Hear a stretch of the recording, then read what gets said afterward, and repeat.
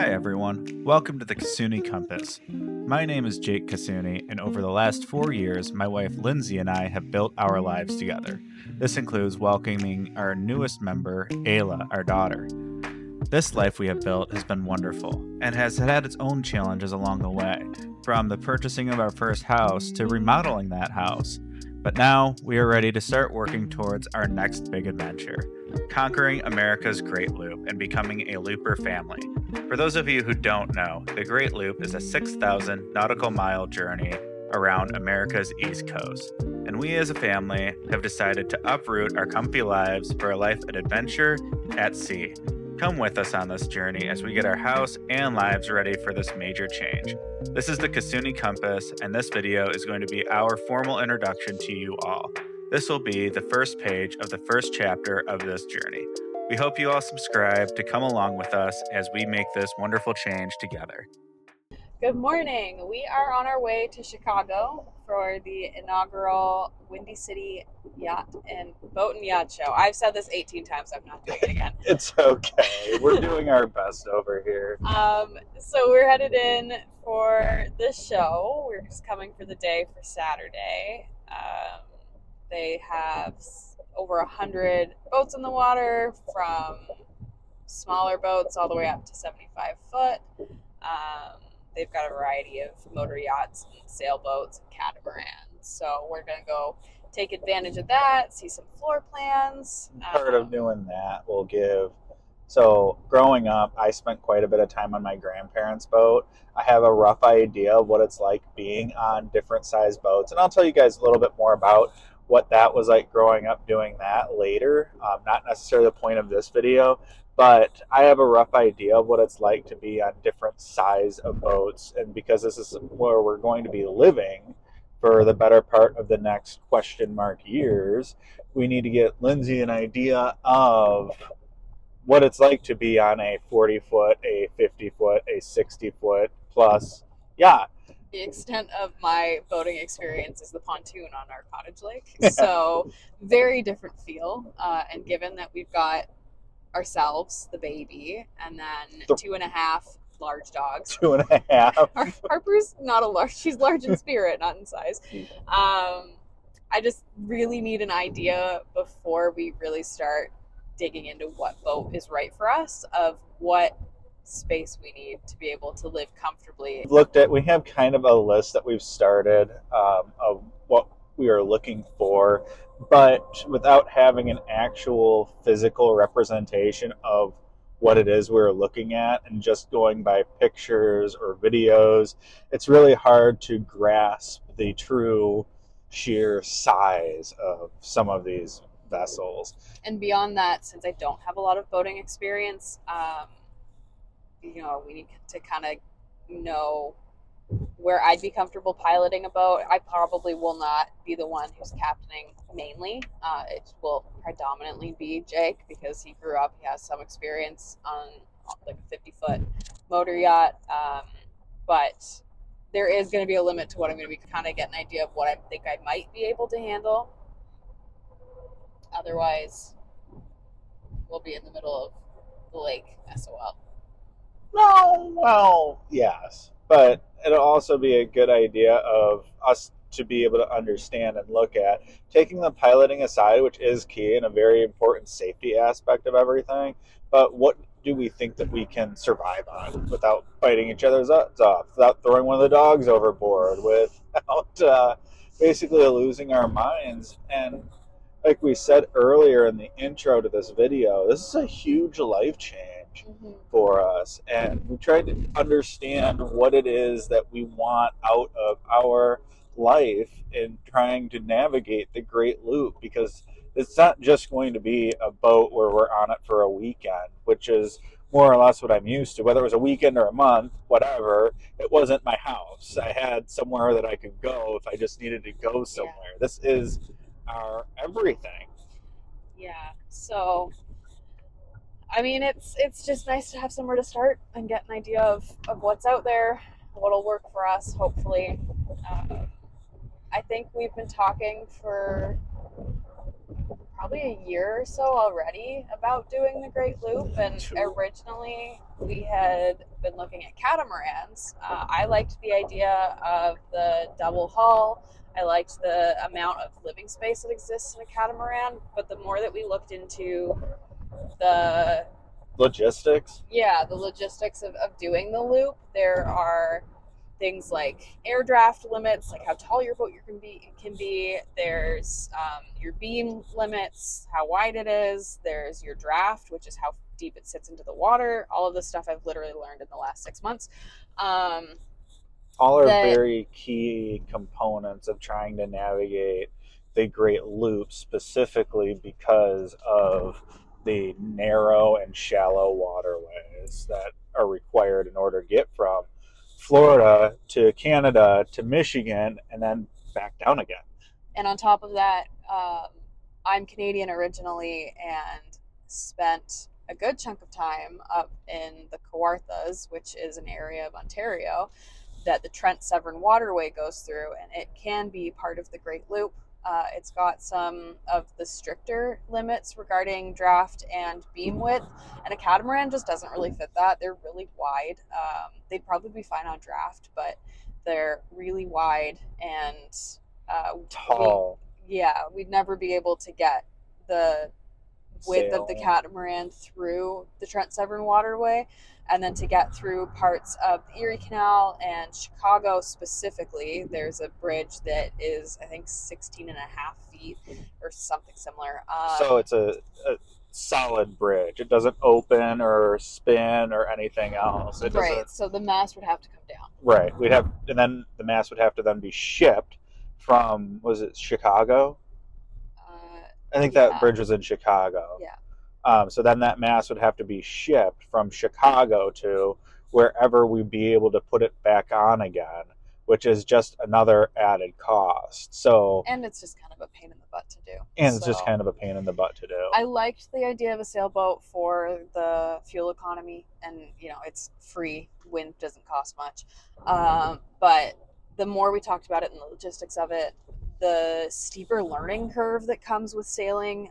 Jake's familiar with motor yachts, and I was going to say, I'm not familiar with sailing. no, you're familiar with engines and the maintenance and stuff like that. So the more we talked about it, as much as a sailboat sounded really idyllic, it just wasn't going to work for us. So we were leaning towards a monohull, something probably around the 50-foot mark.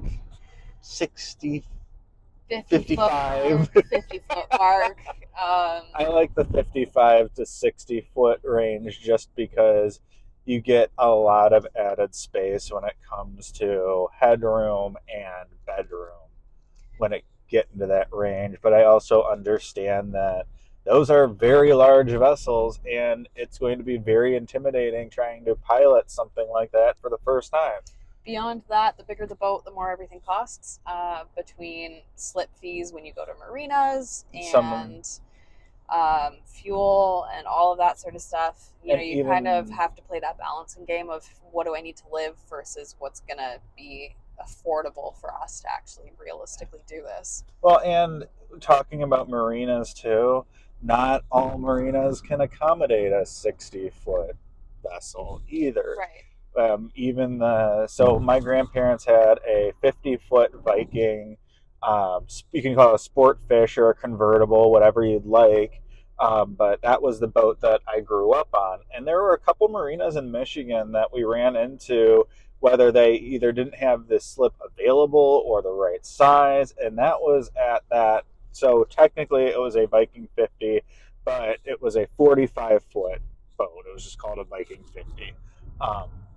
We did run into issues every once in a while where just they were nothing available in that size, or they just didn't have it there at all.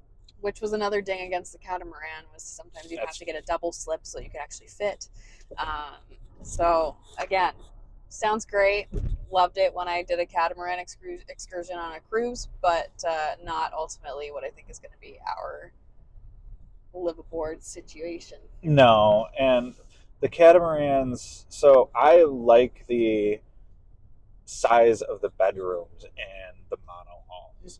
I think the bedrooms are a much better layout in the monohull and the motor yacht world rather than a catamaran, because in the catamaran your bedroom is in one of the tunes, if that's what you want to call it. I'm not sure exactly what Tunes. else you would, but they're so small. You're limited in storage and everything else. And then I've always wanted to have the ability that if we need to motor somewhere, like if we have an emergency or if something happens with one of the dogs or God forbid Ayla, and we need to just get from point A to point B as fast as possible, put the boat on plane and just zoom, we have that as an option. Whereas even in some of the monohull sailboats, they all have engines in them, or I shouldn't say all, but a lot of them have engines in them, but they do not go. Speaking of Ayla having to sail and have she'll probably be two by the time we actually get underway for the loop. That's just an added, I don't want to call her a distraction, but it's a distraction. Being able Burden. to, don't watch this back, Ayla, I'm so sorry. Being able to stick her in a playpen and just manage lines and fenders getting off the dock.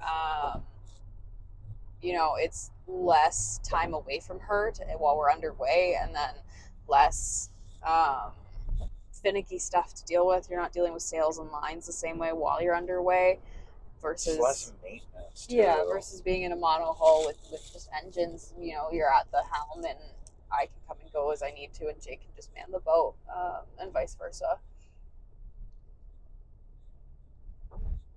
So another big part of why we're going down here is, and I could be jumping the gun because, like Lindsay mentioned, we're not doing anything this year.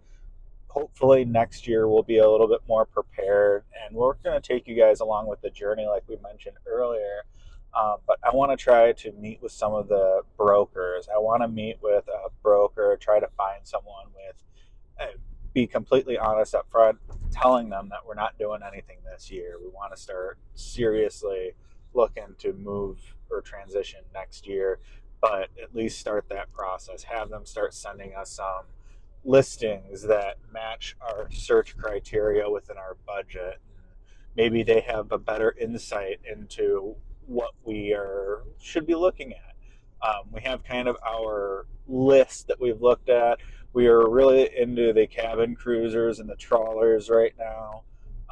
The cabin cruiser advantage is that they can get up on plane. They can cruise to the 20, 25, maybe even 30, depending on what you're looking at, not speed range. Whereas the trawler's advantage is a little bit more cabin space, a lot better fuel economy, and they can go in some cases up to 3,000 nautical miles without needing to be filled up, where the cabin cruisers are not going to get that fuel efficiency and that distance out of them. Yeah. So it's really going to be trying to play that balancing game of what it is we want to do. And we could always start with something and transition later, but And ultimately, in my opinion, I have to have a full understanding of what our options are and then set the limit by the budget. So to know what we can manage, what will give us the space that we need, what we can see ourselves actually living in, and then budget have schmudget. have the budget cap us would be nice instead of having to be capped by something else. So that's our day today. Which we are going to take you on the adventure, and it'll be coming up in a second as soon as Lindsay decides she's done talking to you. Sorry, I thought I was being silly. No, you make me sound like all I do is talk, and you sounded like an asshole. Okay, we can cut that. Yeah, we're gonna cut that. All right. Yeah, don't do that. Sorry. I don't know what else we're supposed to talk about. This I'm just gonna edit all of this. Yeah. I mean, it's going to be edited. We can just keep talking. I'm really excited to go and see the. I mean, I haven't been on a boat this size since 2017. like a decade. Yeah, almost 10 years. Oh my God, we're Um, old. I went out on one of my friends' boats in 20. So my grandparents sold their boat in 2014. I'll share with you guys some of the pictures from the last trip that I took. So I drove, or I should say, I helped pilot their boat from its home in Grand Haven up to Charlevoix. And from Charlevoix, they kind of took it around northern Michigan for the summer. And then the last trip that I took on it was me bringing it back down while my grandparents brought their car back because they would both be up there. My grandfather would bring the boat. My grandmother would drive the car, go get groceries and whatever they needed for their trip. And I would drive up towards the end of their trip and help them bring it back. So the last trip that I brought back, I think, was 2014. I'll share pictures from. I don't have any videos from that, but I'll share the pictures that I took while driving back. And after that, I wasn't on another boat until I was on. It was a Bayliner 4300, I think is what they had. Was my friend's grandparents. We went up to the dunes near, just north of Grand Haven, for a day trip, which was a lot of fun. That was the last time I was on a boat. Um, talk a little About that size. about that size. We love the pontoon. Don't get us wrong. The pontoon is wonderful. The pontoon's length is the beam of what our boat is going to That be. is mildly terrifying, but okay. So a little bit of why we wanted to do the Great Loop and why it piqued our interest. It's almost entirely Jake's fault. Let's be very clear about that. Jake started this. Not my fault. I don't know if there's an almost there. I think it is entirely your fault. my fault. So I think you had shown me just a video last winter. 2 winters ago. Because originally, before you got pregnant, we were going to do it last year. Yeah, the plan was to have the house sold last fall, and off we go. Yeah. So you had shown me a video, and then I went on YouTube and found other videos because we knew eventually we wanted kids. So in my head, I was like, I can't imagine doing this with kids. And then I think it was Everyday Saturday. Yeah, it was. That they had catamarans, they had a bunch of kids, and they were out doing this crazy live aboard. Not the Great Loop, but they were living on the catamaran, which honestly, after I saw their videos, I was like, man, that is so cool. And then I dug deeper, and there were families with really young kids. Shout out to the Mathers. That's not who I was talking about, but they're wonderful. I was going to get to them because we're on a bit of a Mathers on the Map kick right now. They are doing the Great Loop as we speak. With kids. With 2 very young kids that are basically what Ayla will be. But there were other families with really young kids on sailboats, which is what we were looking at. And it suddenly felt real, very possible. I had like a minimum age that I was okay with taking a kid on the boat and not being close to our family and close to everything we know. So I got the bug for the boat, and then we were starting to make moves to sell the house, figure out what catamaran we wanted, and we found out we were expecting. So everything got delayed a little bit. Then, throughout pregnancy and stuff, we kind of went back and forth again and said, are we, aren't we? Looked at house. So yeah, I looked at moving instead. Don't get me wrong, our house is great, and we've done a lot of work to it. We'll show you guys some pictures of that and walk through what we've done to the house in a separate video. Shout out to my dad for basically being a contractor. No kidding. And teaching us quite a lot during the whole process. Yeah. We did quite a lot to the house, and we'll show you guys those videos and pictures and what it used to be and what it is now, but it was never going to be our forever home. So we were trying to decide, like, all right, what do we want to do? What do we want from our life, really? And we kind of came to the conclusion of, Lindsay, let's say that this doesn't work and YouTube doesn't become a real thing for us, or it just becomes a hobby because we just enjoy doing it. Lindsay has a very good career where she could travel and get contracts in different places, which would allow us to also do this. So I'm a cardiac sonographer by trade. So I do heart ultrasounds, and there are some travel contracts available that hopefully we'd be able to lock down one on the coast, or at least close enough to the coast, um, and take the boat to them, and I could grab a contract and work for a few months, and then we can carry on going where we're going. There are some windows involved in the Great Loop for where you have to be by when, but there is a fair amount of flexibility. Oof. That was a big bump. That was a big bump. But yeah, so ideally we'll be selling the house, moving onto the boat, and then one of us working remotely, or I pick up some travel jobs. And then that way, one of us always gets to be with Ayla as well. See if my job can be done remotely, but right now I'm the general manager of a manufacturing shop, and I don't know if ownership would accept me being a remote worker or not. Talked about it a little bit with them, but likely not. And yeah, I mean, ultimately, that's why we're doing this, is to spend more time with Ayla and the dogs and each other, instead of doing the 9 to 5, Monday to Friday grind. I loved scrolling and just seeing the videos of not wanting to wake up by the time I'm retired and realize that the only place that I've ever gone was to work. Yeah. Lindsay is far more traveled than I am. I have not traveled a lot outside of the United States and Canada. Now, we're talking about primarily traveling in the United States and Canada, but seeing a lot more of it, as well as going back to, I mean, when I was a kid, I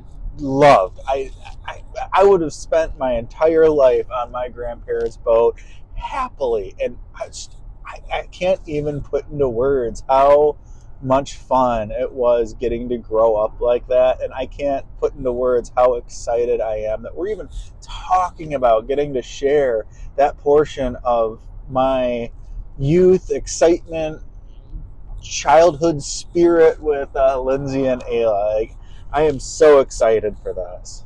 And then after the loop, we'll obviously figure out next steps when we get there. It's enough of a journey just to get to the loop, not to mention do the loop. But there's the ability to go south, go to the Bahamas, go through maybe the Panama Canal over to the West Coast. There's just kind of feels like endless possibilities after we've gotten the loop under our belt and we know our boat inside out, backwards and forwards. So really, that's kind of the gist of... Yeah, and talking about trying to go other places, I'm sorry, I just wanted to kind of chime in. And looking at the different options, that's where the trawlers really come into being a potential for it, because they meet all the requirements of doing the loop as far as the size and I guess measurement parameters go. Yeah. But also they have that ability to be able to go, if we wanted to go to Italy or something. Yeah, across the Atlantic. Right, we'd have that ability to do that. Now, obviously, that's a whole other animal to even consider. But yeah. That's like the true pipe dream is blue water over to Italy and Europe. But for now, come along with us while we do boat shopping, because you gotta start somewhere. And we have not started anywhere. All right, wrap there.